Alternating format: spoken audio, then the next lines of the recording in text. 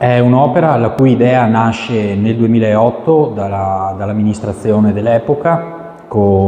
su richiesta, consiglio, diciamo scherzosamente, dell'allora capogruppo alpino Antonio Bortoluzzi, che chiese all'allora sindaco di realizzare una struttura all'interno della quale potesse trovare sede il gruppo alpini di Revine. Da lì è partito tutto. Nel 2012 poi iniziarono i lavori con il primo stralcio, un'opera che si è conclusa oggi con il completamento di tutti e 8 gli ottavi stralci. Parliamo di un importo complessivo di 1.213.000 euro, sicuramente un costo importante per le casse comunali dell'ente Revine Lago, ma se dovessimo pensare ad una struttura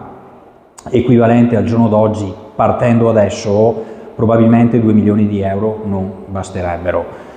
È un'opera che attualmente ospita la nostra Associazione di Protezione Civile Antincendio Boschivo di Revine Lago e Tarzo, ma da oggi, o meglio dall'inizio del prossimo anno 2025, verrà messa a disposizione per la comunità, quindi per i nostri cittadini, la nostra cittadinanza, per le nostre associazioni, per i gruppi di volontariato. Già anni fa lanciai il sasso anche ai giovani frequentanti il catechismo, perché possono tranquillamente spostarsi qui per fare catechismo. Da inizio del prossimo anno anche il Consiglio Comunale di Revine Lago si sposterà qui e durante la realizzazione del settimo stralcio, che è questo stanzone qui a fianco, abbiamo pensato al posizionamento di un pavimento galleggiante per far sì che la struttura stessa rispondesse alle future possibilità di utilizzo, quindi non a caso il nome centro polifunzionale.